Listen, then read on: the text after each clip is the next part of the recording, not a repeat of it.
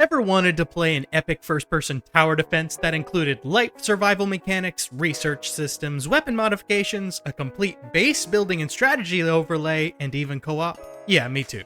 Welcome to Outpost Infinity Siege. Now let me get this out of the way so we both understand what we're looking at. This game launched fully, not in early access. It launched on March 26, 2024 officially. This didn't go well. More on that later. The moment I saw this game on Steam well before its release, I knew I wanted to play it. It seemed exactly like my cup of hot chocolate.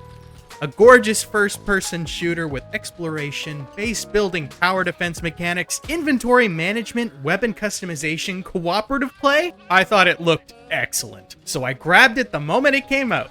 Oh boy, wasn't that an interesting experience. I'll save the nitty-gritty of all of its mechanics maybe for another video, so instead let me share a bit of my journey. My first 5 hours of playtime. This was spent collecting shiny things, exploring, panicking over surprisingly large waves of enemies, and a constant anticipation for the next crash. Maybe this will sum it up. Don't clip your camera into interiors, crashes the game. Don't let there be too much rain on your screen, crashes the game. Actually, just don't let things happen, because things crash the game. Probably a memory leak. Looks pretty though. Now, does having your game crash repeatedly cause any major issues? Do you count time loss and repetition as an issue? 'Cause I sure do.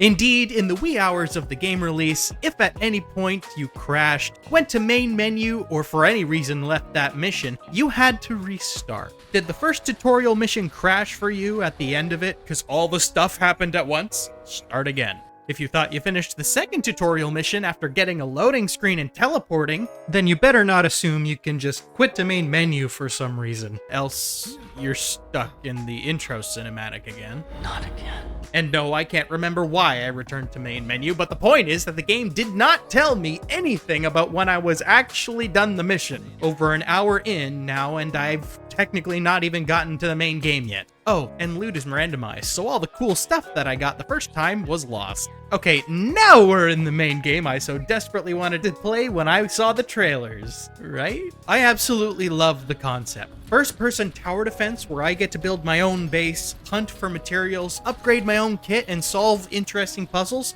Love it. The execution? Buggy at best. As I've hinted at, Outpost doesn't show up as an early access game, but I think it should. I shouldn't bellyache too much for an international indie game, especially considering the price tag. Out of respect for the concepts of the game, I'm going to anyway. By the way, if you're still watching me ramble about this, thank you so much. It means the world to me. If you subscribe, I promise my videos aren't all rantings. Check them out if you'd like. Now, where was I?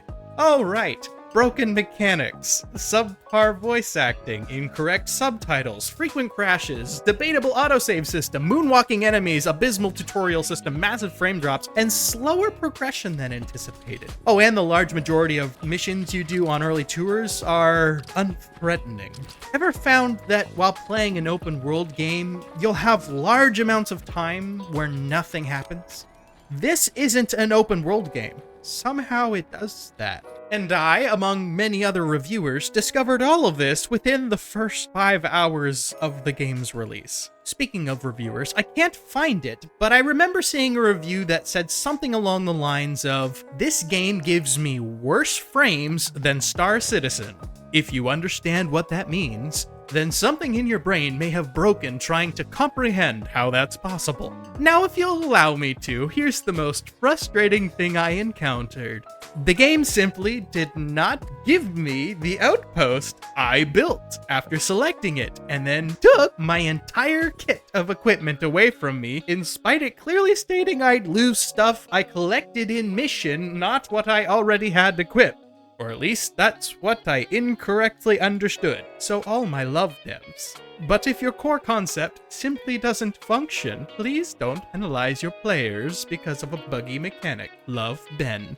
By the way, I'm pretty sure they changed this in one of the many updates that have since been released, which is an important note. In the last month or so since the game's release, there have been nearly daily updates, bug fixes, and quality of life changes. We're talking upwards of a gigabyte a day, sometimes more than once per day, which is why I think if it were treated as early access, the community probably wouldn't have bombed it as hard as they did in the reviews.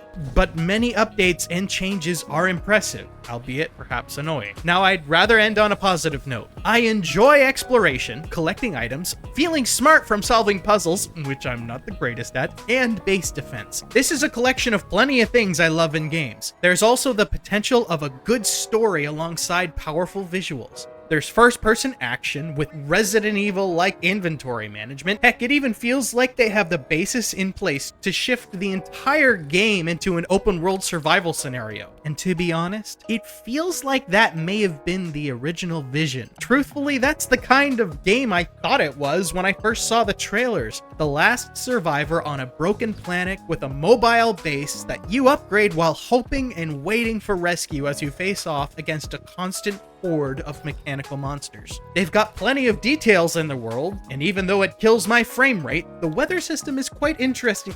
Wait, did I just... Oh wow, that crashed my video drivers. OBS, you still alive over there?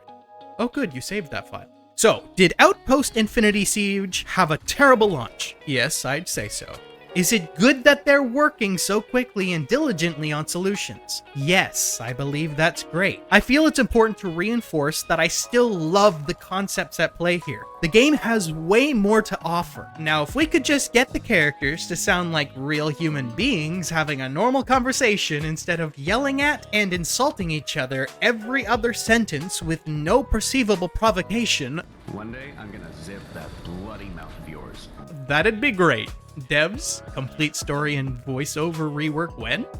Half jokes aside, I hope the time I spent delving into Outpost Infinity Siege has helped you, or at least put a smile on your face. It's fun to get passionate about topics you're interested in, right? What other games have you been thrilled about that fell flat from day one? Let me know in the comments below. And if you're interested in a game where co-op actually grants progression to the other players, check out my Tribes of Midgard videos. As always, I'm your Benefactor, and I pray you have a wonderful day.